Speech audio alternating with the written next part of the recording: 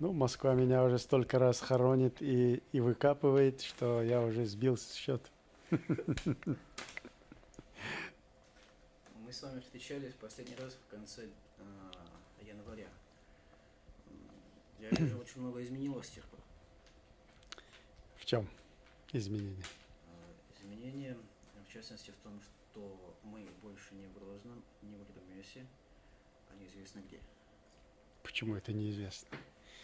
Мы находимся и будем находиться до скончания света на исконной чеченской земле Ичкерия. А где мы находимся? В Грозном или в Гудермесе, или в Найжо-Юрте, или в другом регионе, это суть нисколько не меняет. Мы дома. Как вы оцениваете сейчас ситуацию, Тихон Савельевич? Я не буду комментировать. Устал уже комментировать ситуацию. Каждый раз от меня требует или просит прокомментировать ситуацию. Война. Война. Самая жестокая война, которую только видел человек со времен Адама и Евы. Война. Тихон Мусаевич, вы о чем-нибудь жалеете?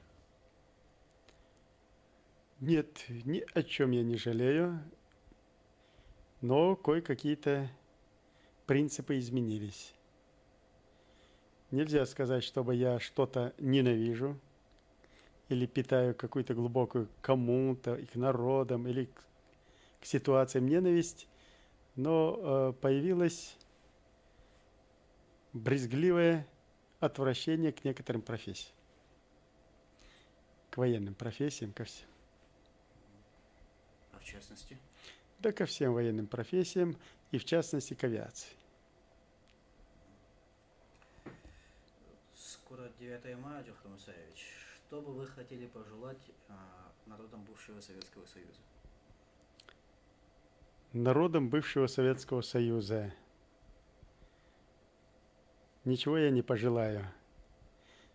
То, что они заслуживают, они сами себе его и нагнетают, и сами приводят к себе к тому, что не заслуживают. Народы бывшего или настоящего или будущего Союза, и в частности России, больные русизмом. Причем очень опасная, тяжелая хроническая болезнь. Русизм страшнее фашизма, нацизма, расизма, всех человеконенавистнических идеологий. Хотят они того или нет. И этот страшный недуг, наверное, можно вылечить только тягчайшими испытаниями. Единственный, наверное, народ на земле, вообще ни во что не верующий, бездуховный, безнравственный и отстал от уровня развития человечества, безнадежно и надолго. Это русские. Никакой веры нет, никакой вере не подчиняется. Не привержены никакой духовности, нравственности, отсюда и морали. И морали. И это к великому несчастью самого же российского народа в массовом масштабе. То, что делается, Чечня – это только предлог, а по сути это суть российского народа. Больного русизмом, человека ненавистнической идеологии. А за это трудно надо расплачиваться. Испытания российскому народу предстоят очень тяжелые, и прогноз неблагоприятный. Причины тому реальные. Нет идей. Идея коммунизма, социализма, построение общества равных возможностей, как мыльный пузырь лопнула. Все потому, что строилось на идее русизма. Раз нет идей, к тому же и нет правового государства российского. Нет легитимности самого государства, ни одной ветви власти. А раз нет ни идеи, ни легитимности государства и ветвей ее власти, значит нет место и политики, и внутренней, и внешней. А раз нет и третьего компонента, нет места идеологии. Тогда нет и мотивов, и нет стимула. На этом заканчивается перспектива. Это один путь. Другой путь развития цивилизации человечества – это духовность. Русские неверующие. Ни в Христа, ни в Магомета, ни в Будду, ни во что. А чтобы народ стал целый духовным, минимум надо над этим работать, чтобы сменилось 3 поколения. И этот путь закрыт. Где взять идеи для такой массы человечества? Можно бы идти по примеру Запада, сделать своей идеей доллар, Богом своим. В этом случае тупик. Россия считанное время гражданской войной в период передела власти, нелегитимности государств, ветвей власти, разграничения, разгосударствления собственности. Вот в этот период такая идея настолько опасная, что все возьмут булыжники, у кого есть автомат, а кто и ракету, и гражданской войной будут разрешать этот спор. Этот тоже путь закрыт. Оба пути и духовности, и идеи новой, пути закрыты. Сейчас пытаются политики, идеологи третий избрать путь – это славянизация, объединение на славянской основе. Из этого тоже ничего не выйдет, поскольку главный составляющий компонент славянизации – украинцы никогда не смирятся с русификацией и с русизмом. Есть только один путь для развития российского государства и народов, но я его вам не скажу. И этот ключ у нас. Михаил Мусаевич, вы помните, как в последний раз еще в бывшем Советском Союзе вы отмечали День Победы? Конечно, помню. Я ведь командовал гарнизонами в 3 округах. Это, конечно, одна из величайших достояний цивилизованного мира. Победа над человеконенавистнической идеологией фашизма. Но к великому несчастью, побеждая и борясь человечество с фашизмом, рождало тут же русизм. Причем на обозрение всего мира. В то время, когда весь цивилизованный мир боролся с этой чумой, ценой огромных потерь и разрушений, в это время в Руси уничтожались миллионы людей по национальному и духовному признаку. Только в одной яме зарыли 12 тысяч лучших сынов Европы и цвета цивилизации польских офицеров. 40-тысячную армию польскую уничтожили и оставили из них всего лишь одно подразделение для обозрения. Миллионы народов депортировались и уничтожались, в том числе и чеченский народ весь. 2/3 нации мы потеряли в этой гнусной, похабной идеологии рождения русизма. И русизм стал набирать силу. И реалистическим устрашением армии всему миру, демонстрируя свою жестокость, Россия, выбирая самых незащищенных и слабых, демонстрировала над народами мира почти весь период своего существования физическим насилием и уничтожением, демонстрировала свою жестокость и свой русизм. Давайте вспомним. Не успела закончиться война в 1944 году, где десятки миллионов народов были физически уничтожены, депортированы и сделали сплошной концлагерь в геополитическом огромном пространстве. Тут же вступили в единоборство с Ираном, пошли войной на Иран, дали отпор в 1953 году, в 1952-1953 годах.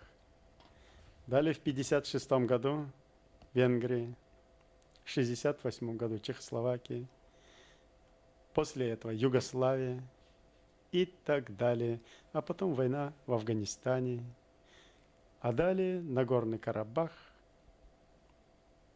Азербайджан, Армения, Грузия, Абхазия, Южная Осетия, Ингушетия, Северная Осетия, Молдова, Приднестровье, Прибалтика, Таджикистан.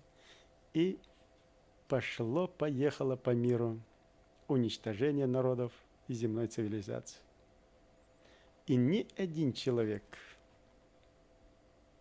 фабрикантов, авантюристов, откровенных преступников из высших эшелонов власти, совершавших тягчайшие преступления перед человечеством, не понес наказания. А аппетиты все больше и больше разгорались и довели вот до этой ситуации, при котором творится сейчас в Чечне. И ни один не наказан.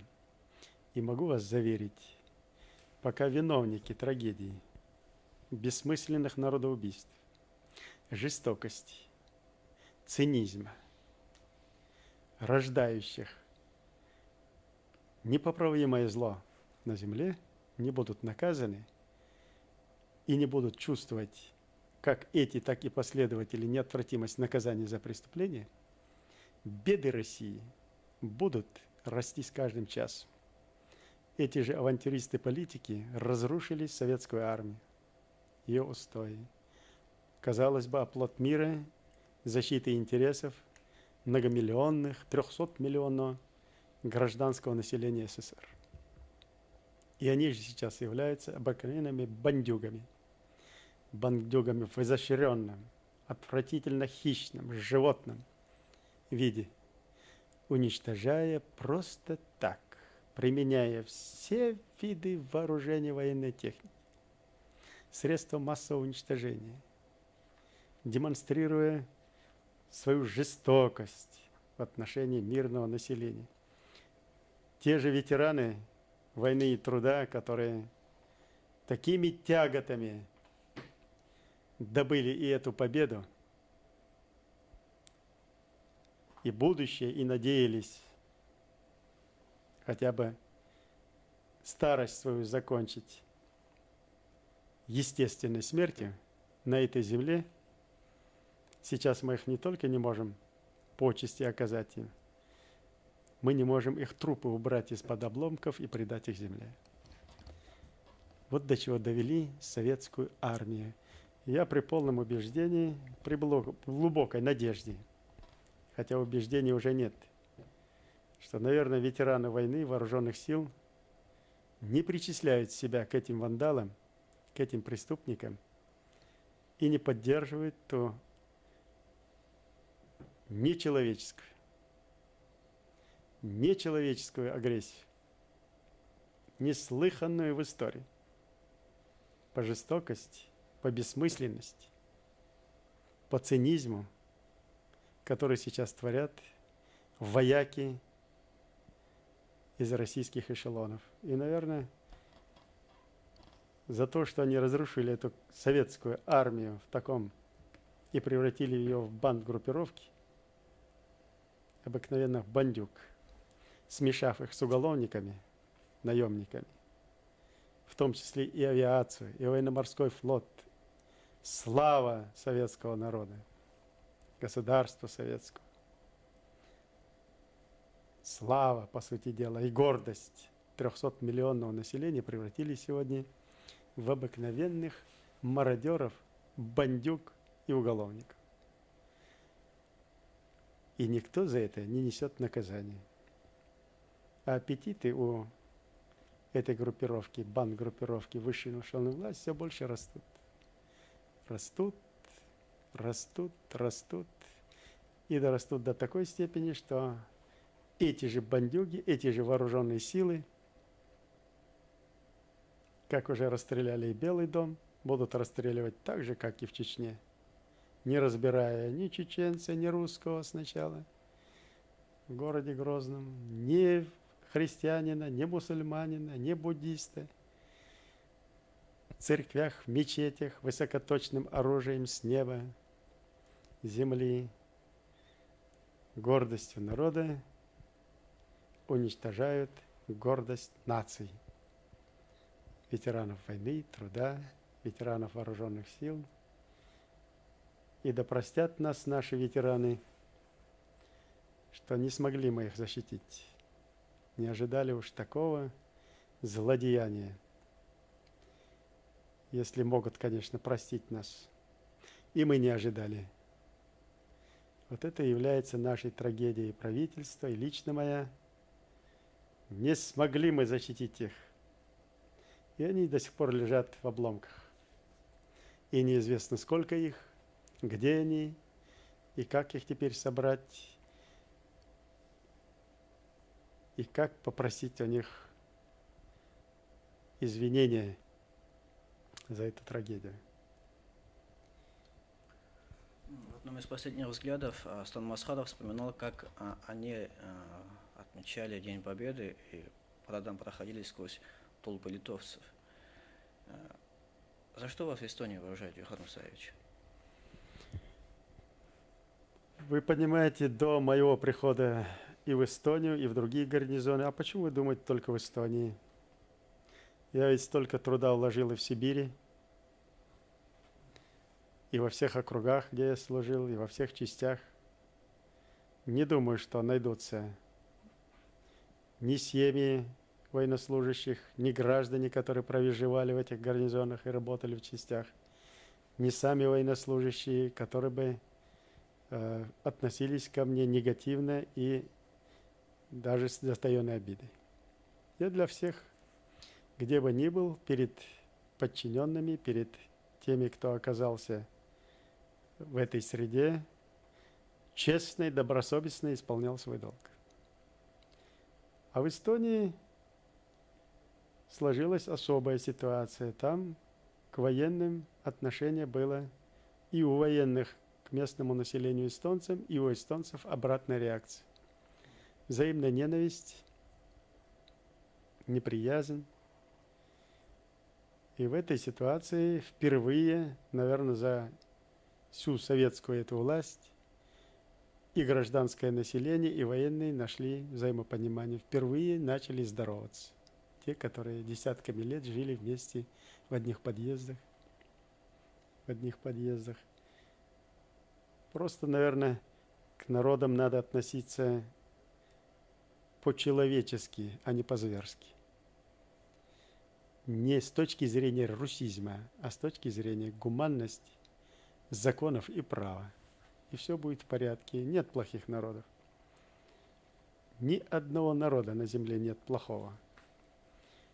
И тех, которых сделали по пугалам, это самые, наверное, несчастные народы.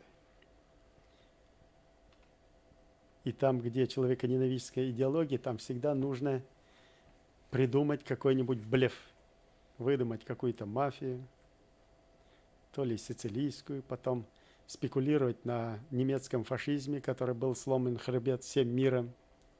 Долгое время Советский Союз и русизм спекулировал на этой базе. Когда и это уже наело оскомину, потом придумали еврейский сионизм.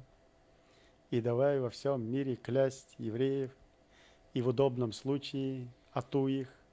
Потом эта карта не срабатывать стала. Нужно был новый миф, чеченская мафия. И это не сработала карта. Весь мир увидел, что той мафии, которую хотят видеть в чеченцах, ее нет и даже основы. Вся она мафия сидит в Москве. Тогда выдумали какой-то фундаментализм, и он не сработал.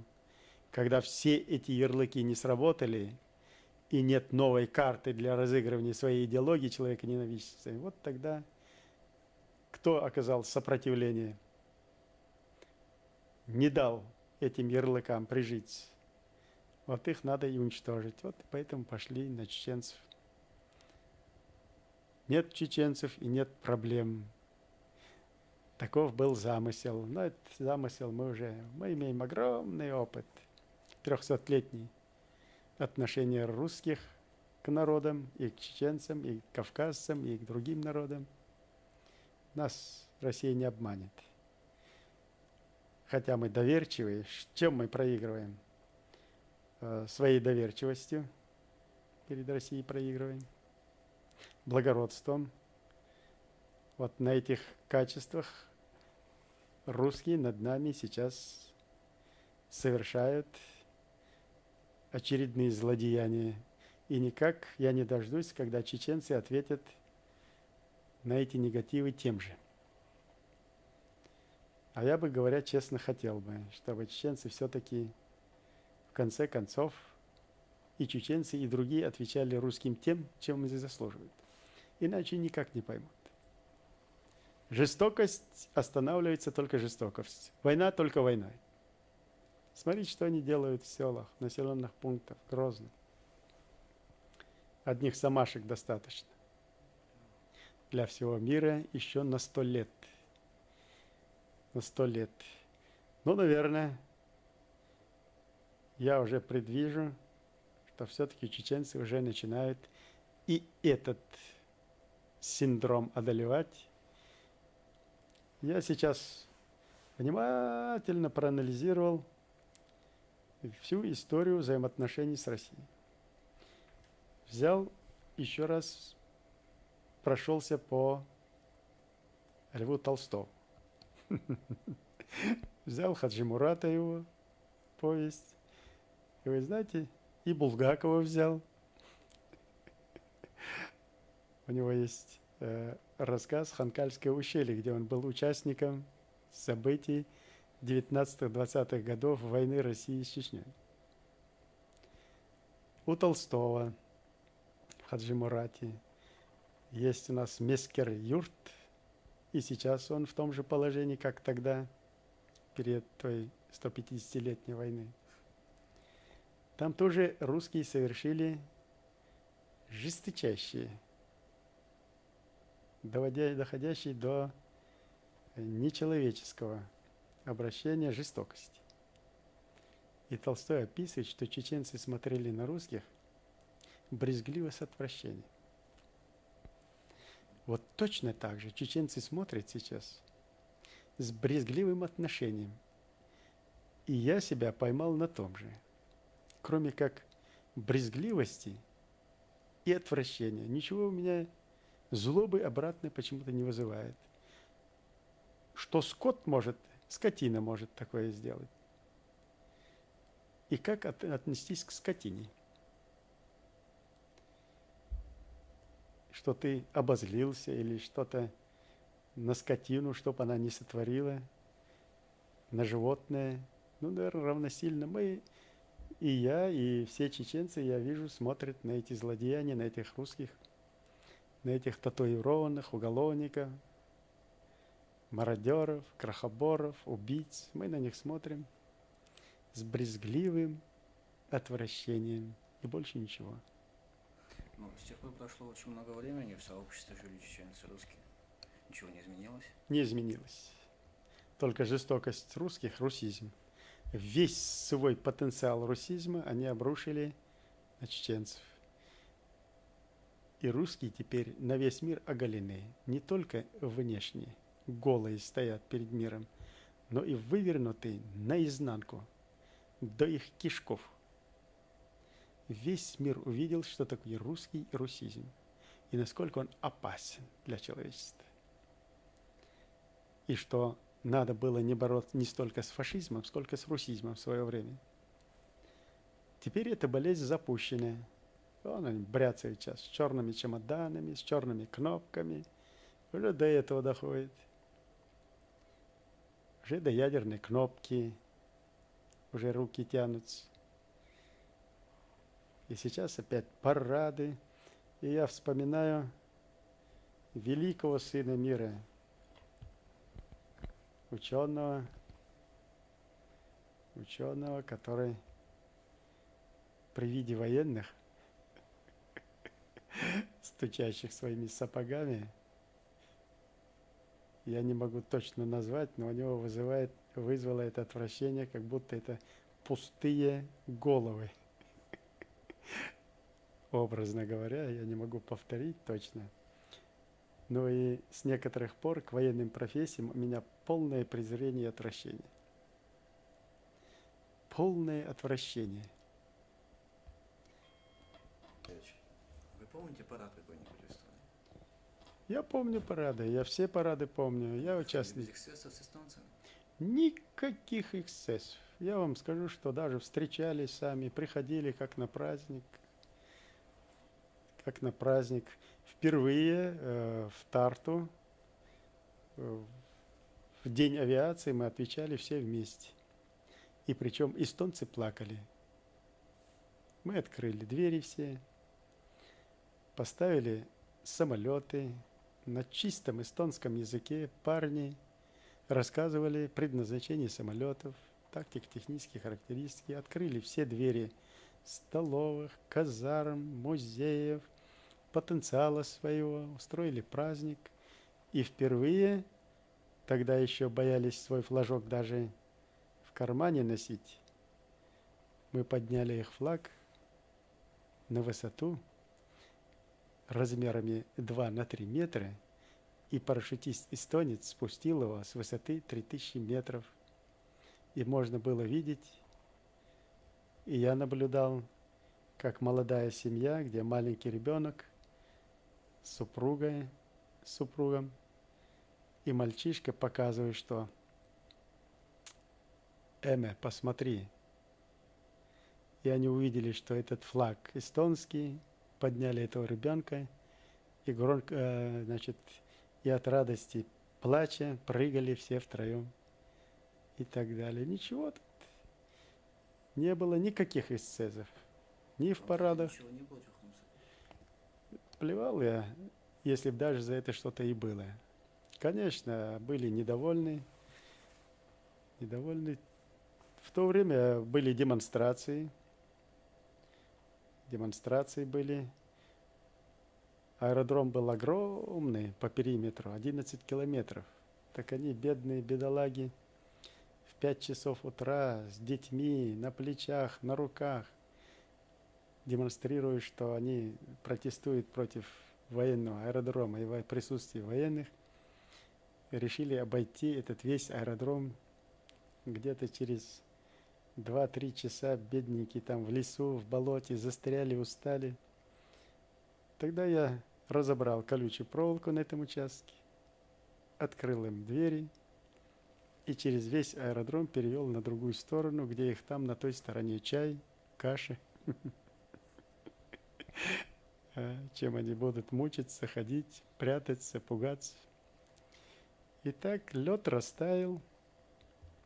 Нисколько они не были против ни военных, если они не чувствовали, что эти военные для них являются угрозой их безопасности, их чести, достоинства. Мы отдали им национальный музей и парк. Еще со времен Второй мировой войны превратили когда-то одно из самых прекрасных мест Эстонии и достояние эстонского народа буквально в хлам. Военные занимали ее под складские помещения, авиационно-техническое имущество, все развалено, разрушено, замусорено, загажено. Я им предложил восстановить свой музей, передать им. Они, конечно, сперва в это не верили, но когда мы быстро привели, насколько могли, в порядок, очистили эту территорию, они нам в награду построили новые ангары, о которых мы даже не мечтали.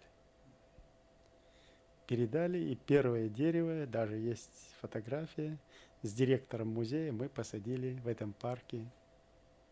И ничего, все нормально. Конечно, готовились там и против эстонцев в тот период. Самый большой пресс должен был прийти на Эстонию. Республика маленькая, можно было творить все, что угодно.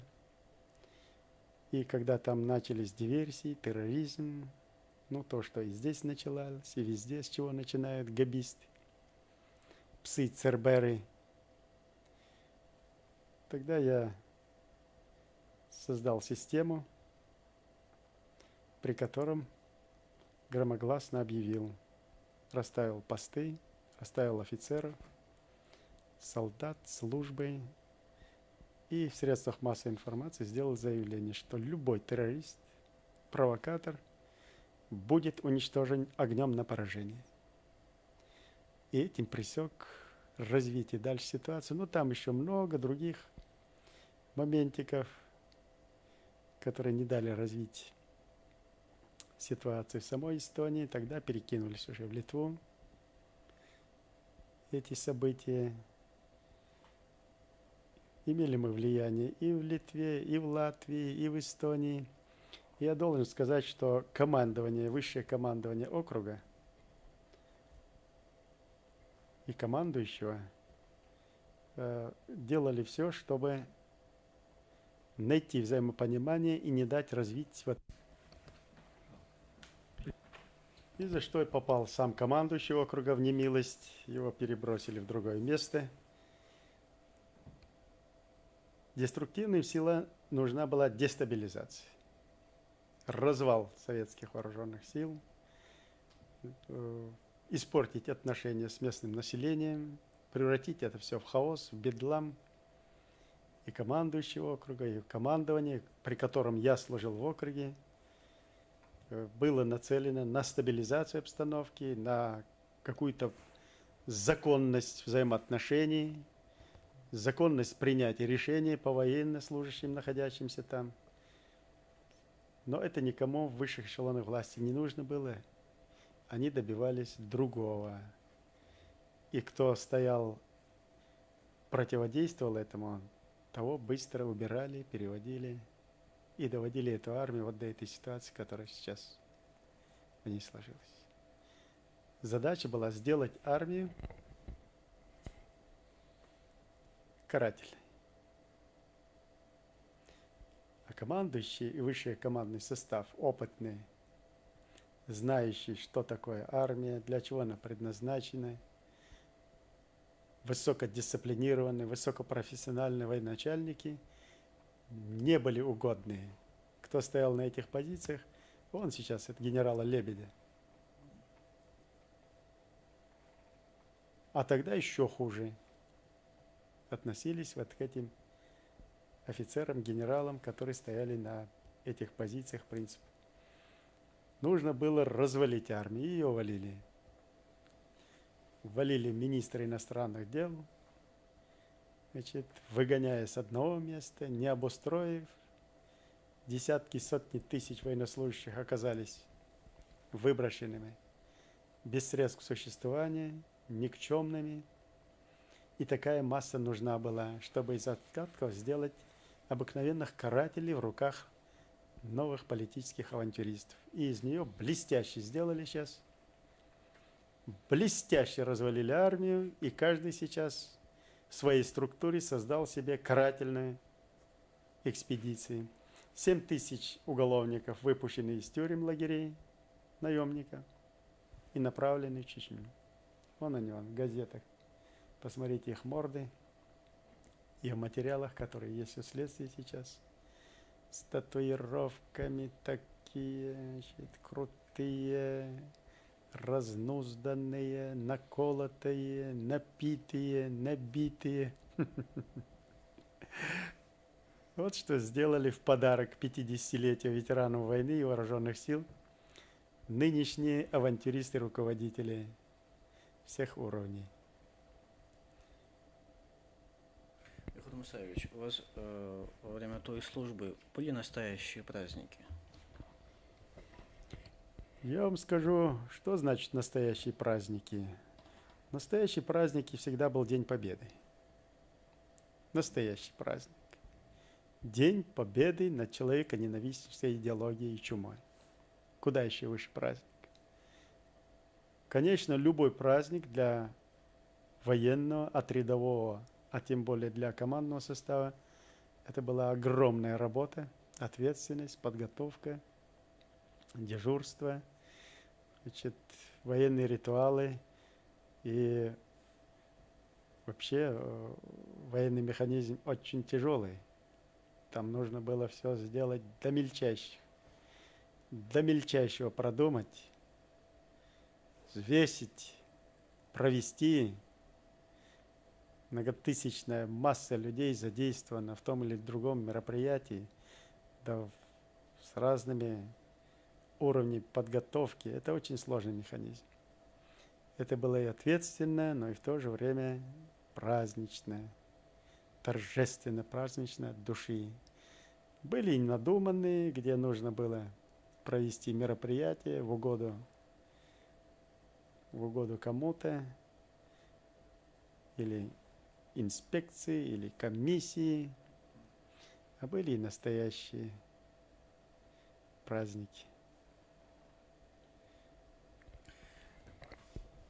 Что-нибудь изменится, если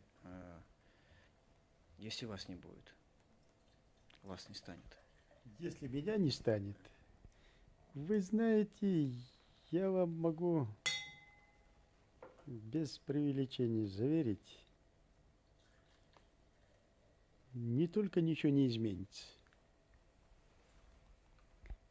не только ничего не изменится, даже процесс пойдет в том русле, в котором бы я хотел видеть более значительной степени. Это значит ожесточение чеченцев. Да, ожесточение чеченцев. Чеченцы, народ пока еще доверяет в основной своей массе, это 90%, верит, доверяет и ждет от меня что-то ждет, только лучшее, только хорошее, а я им дать этого пока не могу. Ввиду такой необузданной агрессии разрушено все разрушено. От детского садика до высшего учебного заведения, от производства наперстков до тяжелого машиностроения ничего не осталось. Все разрушено, все уничтожено. Но это даже не самое главное. Самое главное, уничтожена вообще вера в человека. Уничтожена вера в способность человечества вообще регулировать отношения на основе принципов духовности, нравственности, морали. Это отбросим, потому что ее нет с обратной стороны. И вообще элементарных законов человеческого общежития. Все это уничтожено. Где-то 300 тысяч граждан мужского пола от 17 до 50 лет остались без крова, без средств к существованию, без работы и без всякой перспективы. И только умеющие теперь воевать. И хорошо осваивающие науку воевать. Вот теперь, не станет меня. Не будет этого фактора, Дудаева. Что дальше? Я думаю, что неотвратимость возмездия за зло. Процесс просто ускорится и приобретет массовый хаотичный характер. Массовый хаотичный характер с наращиванием. Ни российский народ, ни тем более его руководство не подготовлены осознать то зло, которое они совершали и совершают, и собираются продолжать. Но мы ведь не собираемся долго, чтобы нас загнали в норы и оттуда оружием массового уничтожения здесь нас уничтожали. Война – это искусство, жестокое, но необходимое в данной ситуации. Поэтому мы готовимся к длительной войне. О доверии, Джихар Мусаевич. Мы в нескольких селениях видели, как пытаются договориться так называемые группы активистов с российскими военными о том, чтобы они со своей стороны бомбить не будут, а те берут на себя защиту от боевиков. Все это обыкновенный блеф. в который уже ни один чеченец, по сути, не верит.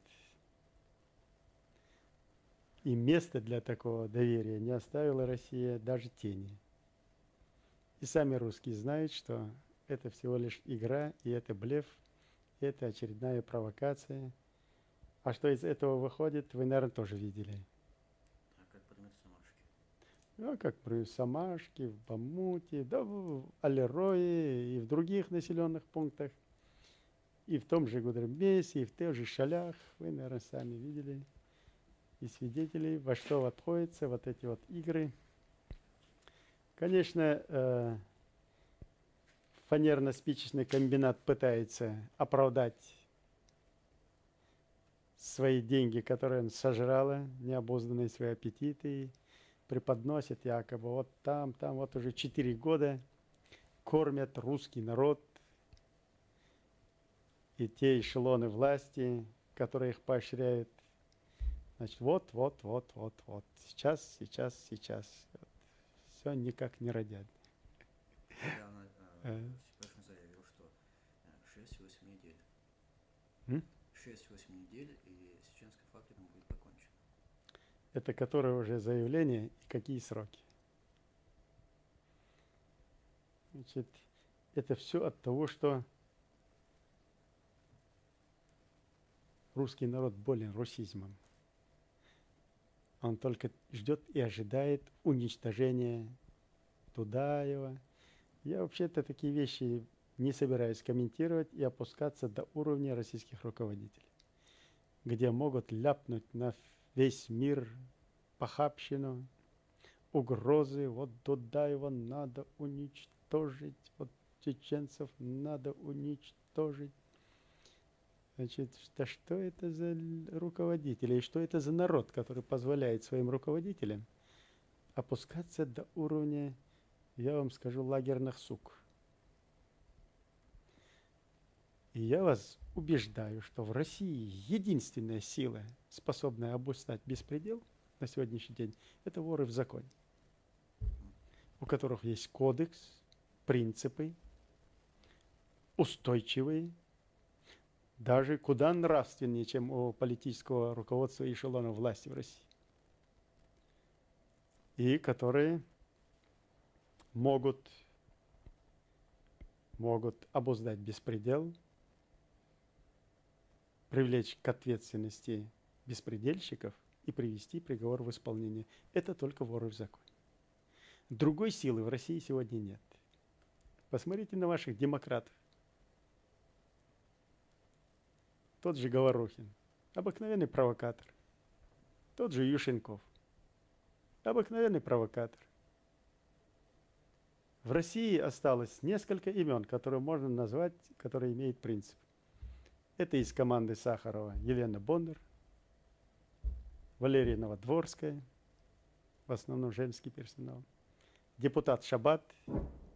И я нутром чую, что этому человеку, этой жизни этого человека грозит опасность, и основания для этого есть, и порекомендовал бы ему из этой страны побыстрее уехать. Да, поэт Евтушенко, который был гражданином и остался гражданином на своих позициях, принципах. Больше ни одного человека в России назвать сегодня, у которого есть демократические принципы и вообще принципы, невозможно. Вы забыли про Ковалева?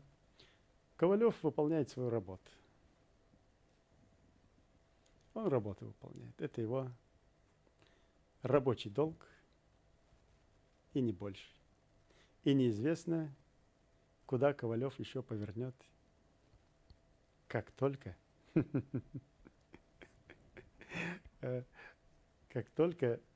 амбиции русизма преодолеют и над его профессиональной обязанностью. Михаил Мусаевич, вы как-то говорили с Грачевым после декабря? После декабря нет, мы единственное, когда встретились последний раз, на этом наши разговоры закончились. Асхадов говорил, что он пытается свести вас. Ну зачем нас сводить? Меня сводить ни с кем не нужно. Если Грачеву будут представлены полномочия правительственного уровня решать что-то, и эти полномочия будут реализованы в присутствии наблюдателей международного сообщества, я Грачеву неприязни никакой не питаю. Это жертва, которую сейчас эти политики-авантюристы отдадут на заклание, как быка, поведут и отдадут.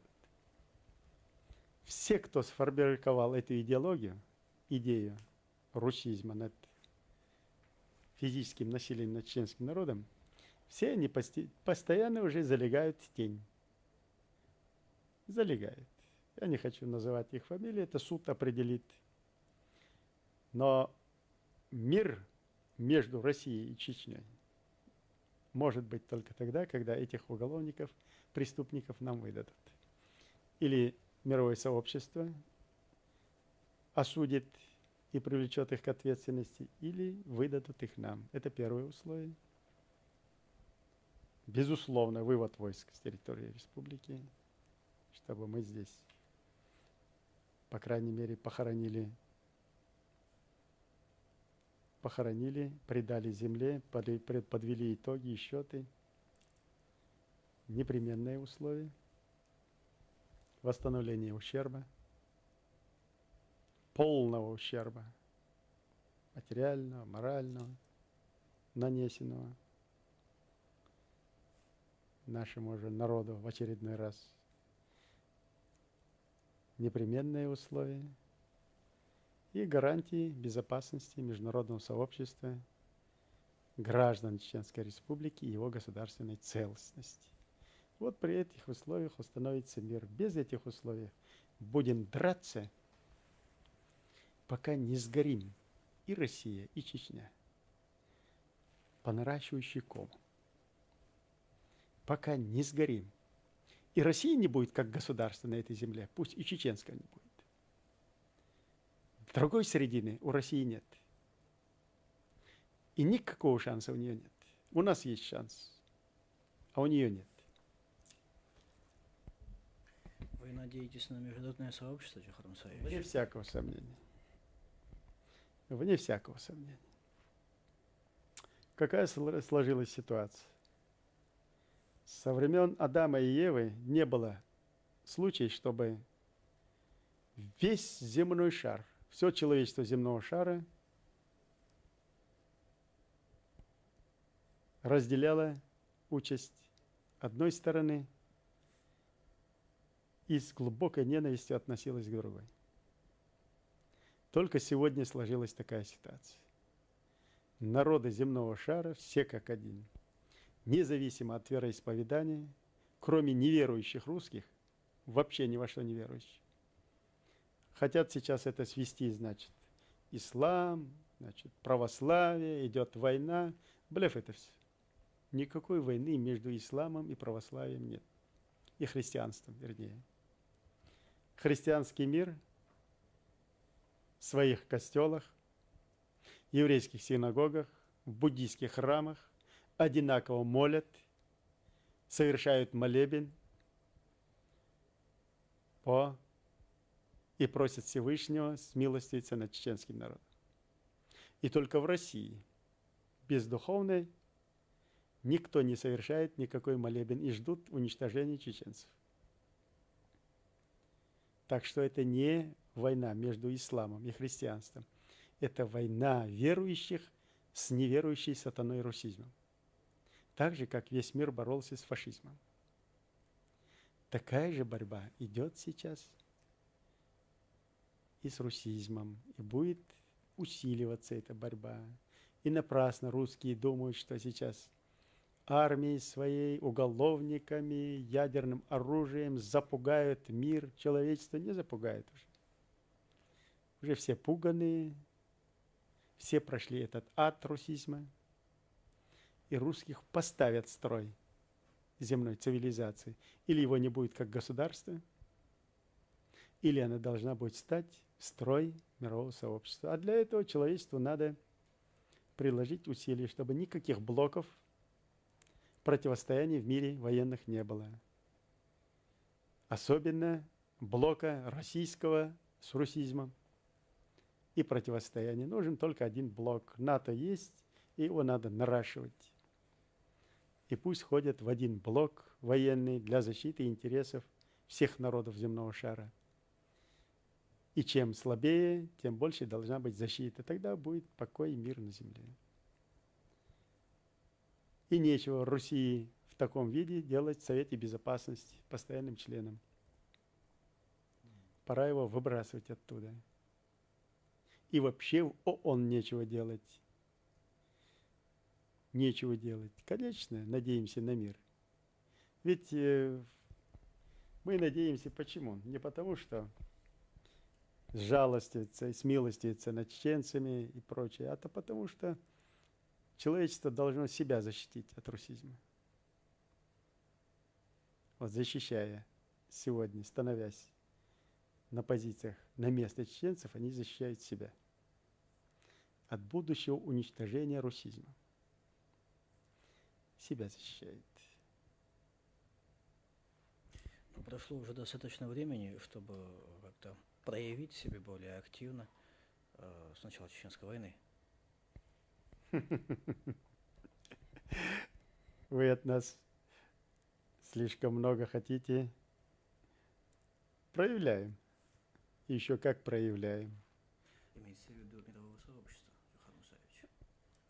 А и мировое сообщество, вы посмотрите, первая часть, о которой думал я. Мне задавали и раньше вопрос, а много ли государств, которые 3 суток смогли бы противостоять вот такому сатанинскому агрессивному нападению в этом мире? 250 тысяч войск от подводного флота морского базирования до военно-космических сил все участвовало в агрессии против Чечни и чеченцев. Все. Полгода уже идет война. И война не в пользу России. И если русские не опомнятся, хотя бы оберегая себя от трагедии войны, то им пора задуматься, что красный петух войны войдет их в дом. Войдет, и будут гореть российские города, если не опомнятся. Когда я раньше говорил, что будет гореть земля под ногами агрессора, журналисты так скептически комментировали, вроде Дудаев сделал заявление, а земля так и не горит. Якобы там оппозиционные уголовные силы уже наступают на Грозный. Горела, и земля горела, и броня горела. И еще раз заявляю, не опомнится Россия, будут гореть города синим пламенем. И они сами приводят к своей катастрофе, своими собственными руками, поощряя бандитизм своего политического руководства. А что касается активности международного сообщества, то оно, наверное, вполне удовлетворительно проявляется. Балтийские государства с участием и присутствием всех членов парламента балтийских государств заседала и рассматривала один чеченский вопрос. А ведь такого раньше никогда не было. Чтобы все члены парламентов балтийских государств обсуждали один вопрос, не касающийся даже их внутренних интересов. И признали не де-факто, а де-юре агрессию России против Чеченской Республики Ичкерия. Это очень важный фактор. И передали дело на рассмотрение Организации Объединенных Наций. Конгресс Соединенных Штатов Америки рассматривал неоднократно этот вопрос. Европейское сообщество, ученые, 200 человек, лучших сынов мировой цивилизации, а теперь еще 52 государства европейского и восточного континентов, 82 государства ближневосточного исламского мира выразили свое отношение. Вы понимаете, есть реальная сила, которая сегодня работает.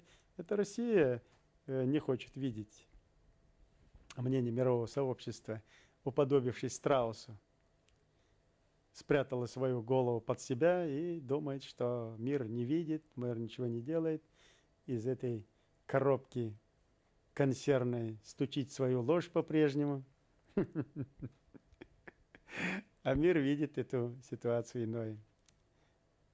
Очень эффективно, достаточно, поскольку опасность действий российского руководства и ее уголовных уже военных представляет очень большую опасность. Я оберегаю мир от этой опасности. Оберегаю, я хорошо знаю этот механизм. Через все мои жилы прошли политические авантюристы за эти 4 года высших эшелонов власти России и ее сатанинской силы. И куда нацелены все эти, я хорошо чувствую, знаю, и планы знаю, и в Европе, и в Азии, и на Востоке. Достаточно известны из первых источников. Так что миру от этой агрессии много может перепасть, если будет небдительным. Михаил Мусаевич, вы бы сели за стол переговоров с Хаджиевым? А это что такое? Допустим, если Вы знаете, такое предложение России... Вы знаете, я ими брезгую. Не только сейчас не сел бы. Я еще год-два назад с этой категорией людей не стал бы пачкать нацию, сев с ними за стол переговоров. Со всеми этими крохоборами, авантюристами я ведь не себе принадлежу. Пока я избранник народа, я должен беречь честь своих граждан и своего народа. А с этой категорией людей я думал, с чем можно сравнить вот подобную категорию людей. Блестяще описаны манкурты. Оно уже вошло в жизнь. Блестяще описаны Шариковы. Такая порода тоже есть. Даже вампиры гоголевские и те есть. Но к этим категориям ничто это в полной мере их не отражает. И я пришел к выводу, что они просто из породы клоповых и вшивых. Что клопы, что вши заводятся в грязном месте, особенно вши. Что и те, и другие пьют кровь. Что и те, и другие прячутся и находятся в темноте. И когда их обнаруживаешь, они вызывают отвращение и первое желание просто взять их раздавить. Но при этом отвращение от того, что оттуда пойдет дурной запах. Вот такая категория людей, и будет у меня когда-нибудь время, я, наверное, психологический портрет этой категории людей опишу. Михаил Мусаевич, а значит ли сказанное вами, что, допустим, если российские все-таки выведутся отсюда войска, начнется война уже гражданская внутри Чечни? Не начнется. Гражданской войны не будет. Ведь эта категория, она не приживается в чистом месте. Это категория людей, людишек, если их можно назвать. Она найдет свое место там, где у них благоприятная среда, грязное место. В Чечне таких мест не останется. Им придется свое место искать за пределами. Там, где их породили, где их гнездо, вот туда они побегут. А гражданской войны в Чечне, конечно, тяжело. Как я уже говорил, 300 тысяч мужского населения, вооруженного до зубов, умеющие только воевать, без средств к существованию. Будут большие трудности, огромные. И причем, я вам открою секрет, я обеспокоен этой ситуацией, но взяли эти сейчас, крохоборы взяли, вышли, и фактор противника на территории его нет. И далее, что я буду делать с этой массой? Работы нет, крыши нет, семей у многих нет, разбили, убили, зарезали, депортировали, изнасиловали. Что мне делать с этой массой? Это у меня большая забота. И у меня больше болит голова, что я буду делать, когда эти уголовники отсюда уйдут и не будет фактора врага. Это будет самое для меня тяжелое время. Самое тяжелое время. Но рассчитывать, что гражданская война, наверное, гражданской войны мы не допустим. Духовность растет очень сильно, геометрической прогрессии. Духовность, а там нравственность. А где нравственность, там мораль. Вот на этот процесс я лично заинтересован в продолжении противостояния, пока духовность, нравственность, мораль не охватят всей массой. Есть еще категория, значит, колеблющиеся, мы псковские, ищущие легкой жизни. И эту категорию надо очистить. Или средины у нас быть не может. Кстати, таких очень много. Люди, которые хотели бы свободно передвигаться, допустим, на машинах, возить товар туда, обратно. А вот из-за войны, из-за вот этого чеченского фактора, они не могут передвигаться, они злы на всех. Таких немало. Это проблема ихняя. Прежде всего, человек должен быть озабочен судьбой своего народа, своей нации и будущем. Человек, который заботится о своем кармане и брюхе, наверное, не требуется и от меня о нем заботы. Эту категорию я не беру во внимание. У меня забота рядовые граждане, без комплексов, переносящие страшные тяготы этой необузданной агрессии, с улыбкой на устах, не показывая свою боль. И я вам скажу, что доходит до такого состояния, при котором, скажем, встретилась мне недавно женщина лет 70 или около, одна в горном массиве, с застенчивой улыбкой подошла, обняла. И я поинтересовалась, откуда. Она говорит, с Грозного, с Мичуринского поселка. Где семья? Семья погибла. Сыновья погибли. Муж под бомбардировкой, под ракетным ударом погиб.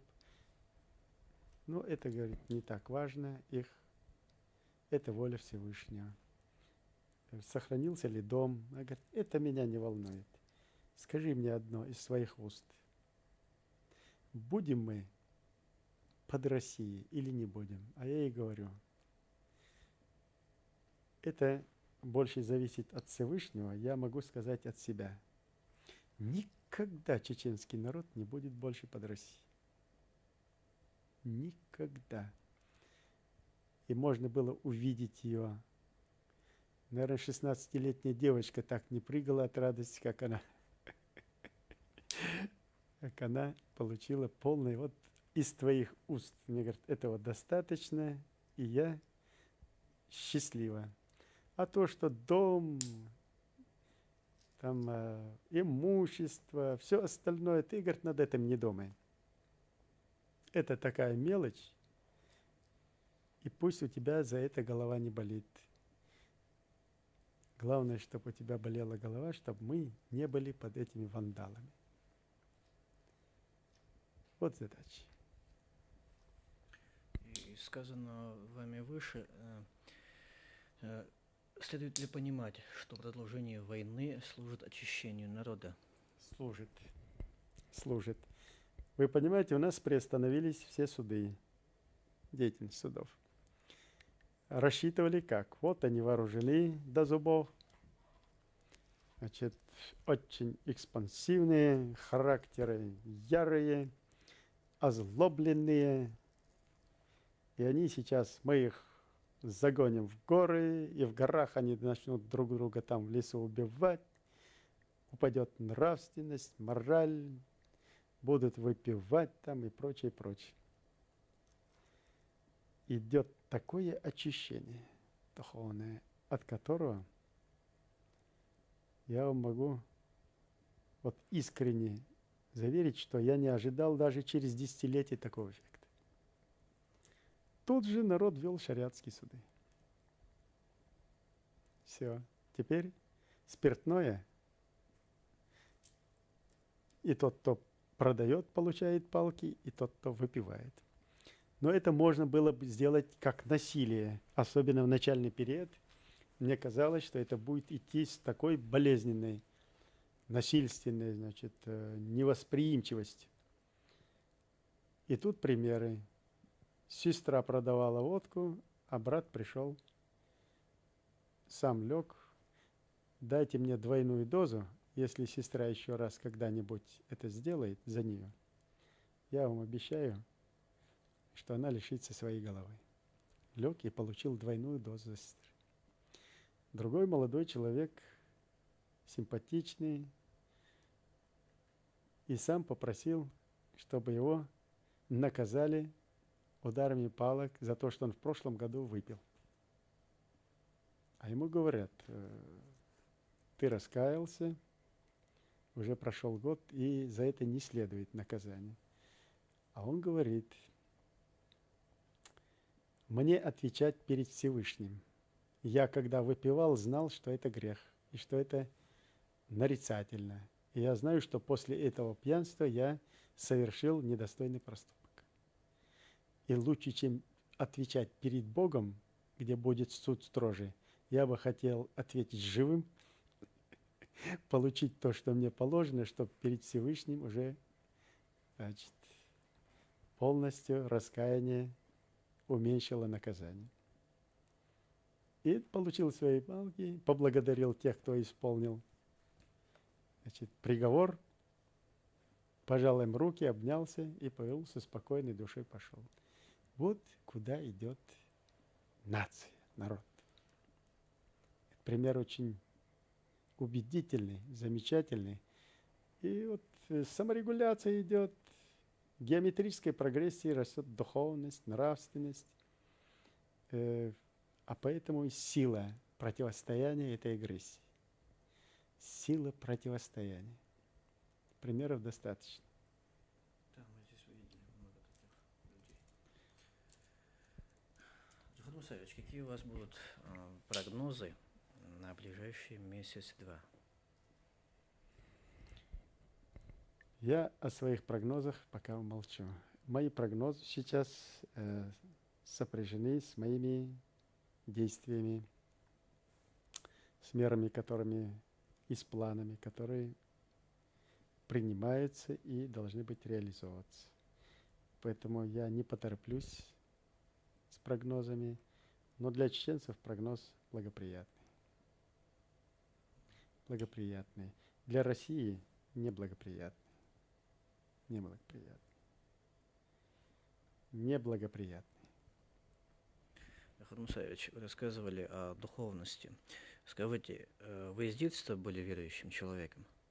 Да, сколько я себя помню, я всегда был очень глубоко верующий. Глубоко верующий.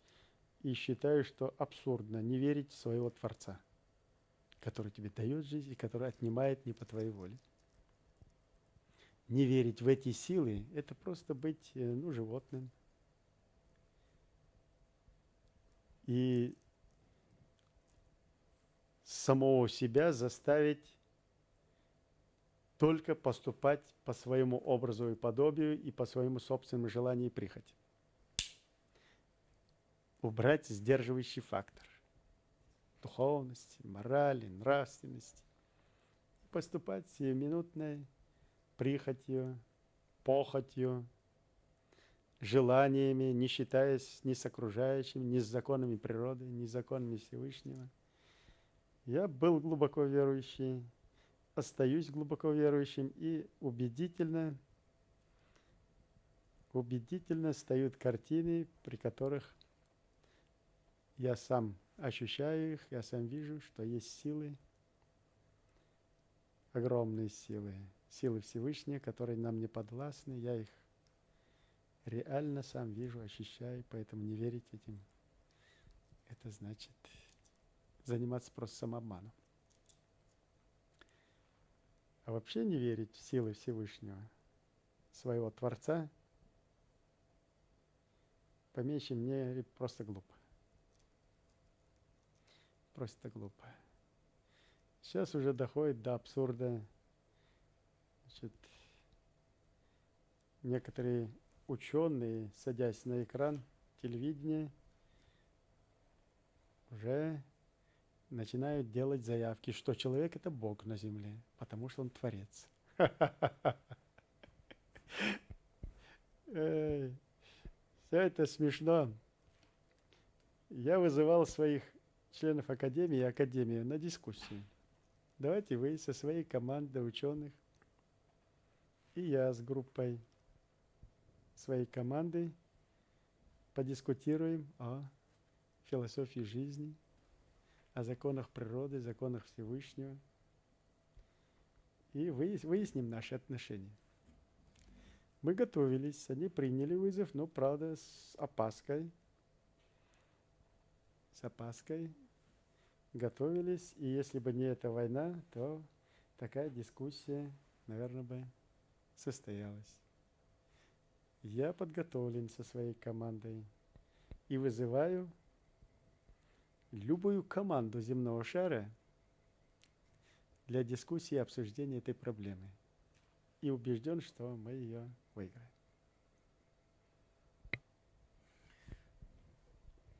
Вот где теперь следы татаро-монгольского? Где Монголия? Что она представляет? Тамерлановская саранча. Византийская империя. Где она была и куда она исчезла? Османская империя. Где она была и куда она исчезла? Также должна исчезнуть и Российская империя. Но самая человеконенавистная идеология впиталась в русизме. Она уже позднего периода впитала в себе весь опыт прежних, приобрела вон какое оружие опасное.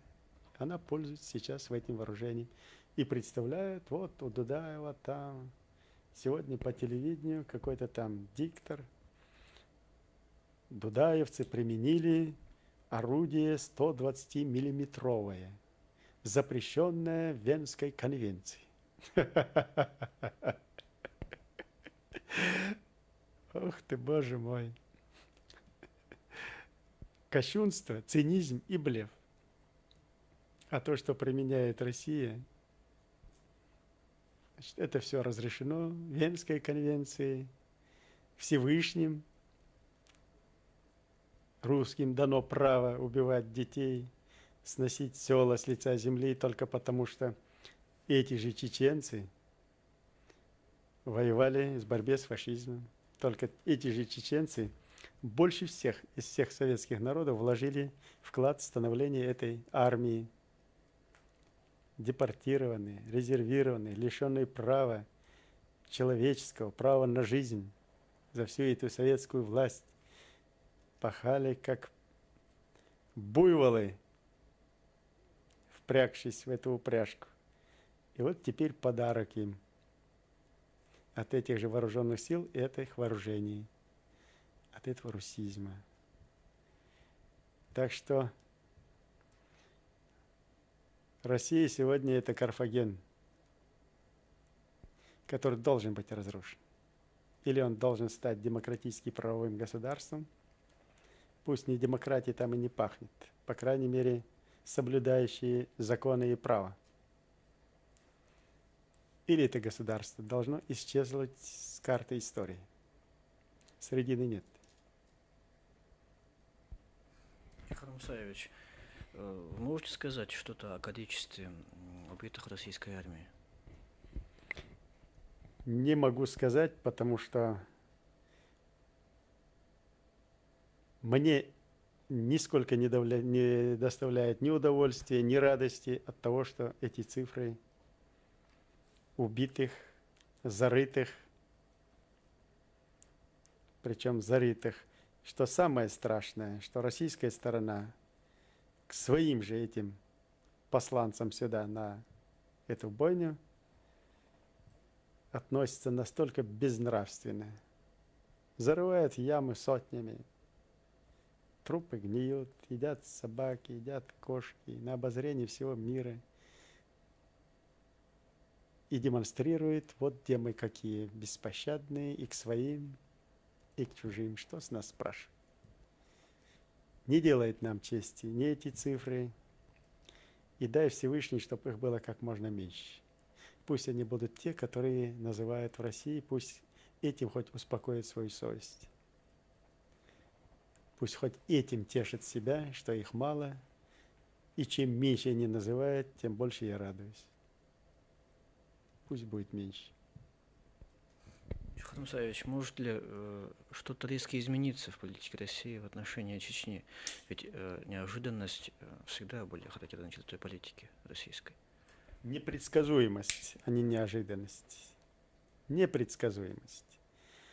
Чтобы изменить отношение России к Чечне, это надо изменить всю Россию. Это не спонтанное явление. Ведь посмотрите, как готовили этот план. Уж я-то хорошо знаю, чтобы в военном отношении к Генеральному штабу во взаимодействии с всеми ветвями власти, от Думы, Совета Федерации, исполнительной власти, правоохранительных органов, спецслужб до вооруженных сил, спланировать такую громадину до мельчайших подробностей, на это нужны годы. И они планировались годами. Чечня – это только фактор, а далее Кавказ, а далее Балтика, далее Средняя Азия. Планировалось здесь что? Аджария, Абхазия, Нагорный Карабах, Лезгинистан, вычлененный из Дагестана и Азербайджана, Южная Осетия должны быть полностью под юрисдикцией с присутствием российских войск на Кавказе. Далее побережье Каспийского моря, включая Лезгинистан по периметру до иранской границы, все рабочие, потерявшие смысл и работу на Крайнем Севере, Дальнем Востоке, на Урале, в Сибири, должны были заселить сюда, изменить демографическую ситуацию, вытеснить дагестанцев с побережья и остальных с побережья Каспийского моря в горы. А далее, посмотрите, мы демонстрировали карту, спланированную в Генеральном штабе. Границы между Чечней и Дагестаном нет, включая Хунзах и Черкей, и Черкейскую ГЭС. Должны были быть уничтожены только авиационными ударами с воздуха. И Черкейская ГЭС тоже, где затапливалась огромная площадь внизу, уничтожался весь потенциал, как производственный, так и природный, и оставить кавказцев, по сути дела, без Кавказа. Таков был план. А далее Крым. Заканчивалась кампания в Чечне. Все эти войска должны были перейти в Крым. В Литве и Белоруссии коридор в Калининградскую область, оккупированный российскими войсками, которых девать некуда. Идите туда, завоевывайте, и там ешьте, грабьте, насилуйте, убивайте, мародерствуйте, и тем проживайте. В Латвии 2 военно-морские базы и 7 наземных военных баз на территории Латвии, оккупированные и никуда не денешься. В Эстонии Нарвский район должен был отхвачен и оккупирован. В Средней Азии Казахстан и Киргизстан должны быть введены в состав уже новой России, как колонии. С остальными вести войну силами Казахстана, Средней Азии друг с другом. Вот примерно планы до конца 1995 года, которые были в России. Планы. Конечно, планы в России были и аппетиты широкие, и раньше, но осеклись на Афганистане. Знаете, как в анекдоте муравей перевязанный идет, а кумарик спрашивает: что с тобой, Мурик, дорогой? Что случилось? Да, было дело. Хотел светлячка отведать, да на окурок нарвался. Вот так нарвались на Афганистан, и аппетиты немножко поубавились. А когда погорели на Афганистане, то решили изменить политику, привлечь Европу на свою сторону, идеологи и политики, и заигрывать с Европой, чтобы усилиться до Индийского океана, Ближнего Востока, Босфора, Красного моря, а потом шлепнуть и Европу. Афганистан, а потом и другие трудности, а потом еще теперь Ичкерия. Ичкерия поубавила немножко аппетиты, но не приостановила. В Крыму еще будет бойня. Украина еще схлестнется с Россией на непримиримых. Пока русизм существует, он никогда не откажется от своих амбиций. Вот сейчас вот славянская там под этой маркой хотят подмять, как и в прежние времена, опять Украину, Белоруссию, окрепнуть и там далее. Теперь с Россией никто и в союзе, военном, не только военном, и в экономическом, и в политическом, и даже в торговом отношении никто не хочет быть. Уж хорошо изучили. Сколько можно. Россия, по сути дела, рэкетер. Вот она угрозами, танками, армадами, выбивает себе деньги. Вот теперь грозится дать ядерную технологию Ирану. И если не, значит, цивилизованный мир не хочет этого, то давай мне деньги на восполнение этой прибыли. Вот рэкет, обыкновенный рэкет. Ну, Верховный Совет, зачем надо было ради этих планов разваливать такую мощную армию? Значит, эта армия была единственным сдерживающим фактором авантюристов от политики. Преступную группировку нынешних политического руководства, прорвавшейся к власти. Эта армия могла поставить в любое время в строй любую политическую группировку. А теперь, когда этого фактора нет, их задача была сломать эту армию советскую, сделать свою угодную для нынешнего режима и делать то, что она сегодня делает. И с этой армией, и со своими необузданными аппетитами. И в надежде, что реалистическое устрашение бывшего Советского Союза, его военной мощи сработает и дальше. Не сработает. Для того, чтобы такая машина сработала, надо иметь идею, государство легитимное, идеологию, политику внутреннюю, внешнюю, признаваемую, мотивы, стимул. Вот тогда сработает, а сейчас не сработает. Никакие угрозы с пеной у рта, кровавой пеной российского нынешнего режима и будущих режимов, ничего не изменится. Кого бы там ни меняли, суть еще не скоро не изменится в России. Вон она, Дума, первый провокатор вот этой ситуации бойни. Какие решения принимает? Провоцирующие, наталкивающие. Вот вы давайте исполнительная власть. Правовую базу дают. Посмотрите решения. Вот у меня материалы там документально лежат. За подписью Рыбкина, его заместителя Митюкова и так далее. О, как Совет Федерации. Тоже провоцирует. Провокаторы. А что исполнительная власть? Укрепляться? А для этого свои структуры. Он аппарат президента. Есть же у вас информация, насколько он увеличился.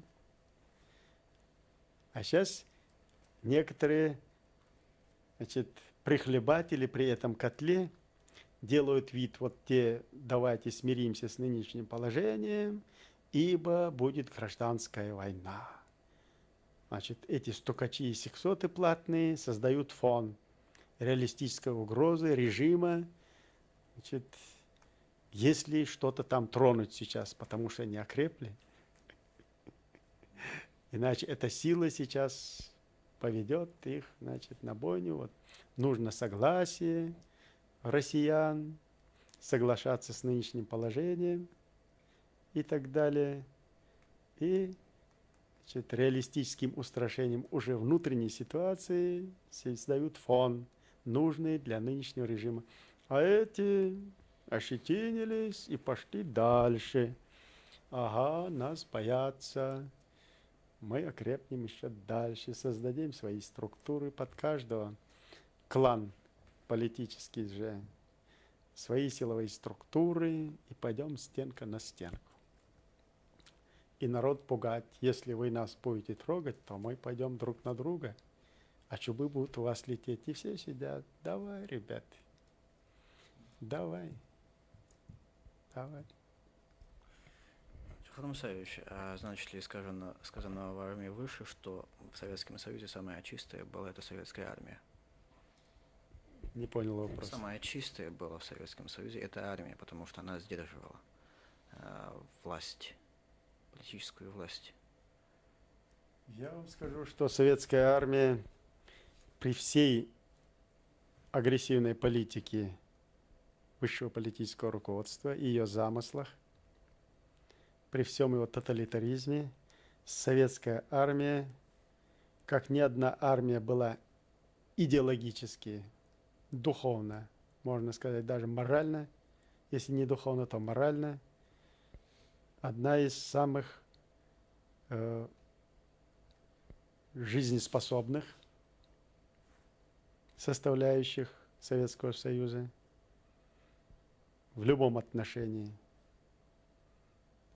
воспитанных в духе, не негативном духе, а действительно впитавший в себя действительно идеологию защитника народов и Отечества, не вмешиваясь в внутренние дела, но и не позволявшие над собой и над народами, где бы это ни происходило в Советском Союзе, никакое насилие. Я ж по себе знаю. И в той же Эстонии, и в той же Прибалтике, и в той же Сибири, и где бы ни служил, для меня и для моих подчиненных, и для целой армии, значит, граждан не смей узурпировать, не смей насиловать, не смей совершать какое-то насилие. А сейчас армия превратилась в основной фактор насилия. Основной фактор насилия. Буквально считанные месяцы и год-два превратили эту армию буквально в каратели. Карательные. Вон они, моряки. Кичатся тем, что они совершали каратели. И средства массовой информации это выдают чуть ли не за подвиг. Убивают мирных жителей, мирных, ничем не защищенных. Ничем не защищенных. Приходят, убивают, причем как? С расстояния недосягаемого, с воздуха и с артиллерийским огнем сносят с лица земли, потом приходят в этот населенный пункт или город и начинают насиловать и мародерствовать. Вывозят все, вплоть до грязного женского белья. Этим занимаются генералы. И чтобы я когда-нибудь мог себе представить, чтобы советский генерал, я уж не говорю о был запачкан в грязном белье чужом, в мародерстве, я себе такое и в мыслях не мог представить. А сейчас это прям рядовое явление, это болезнь уже.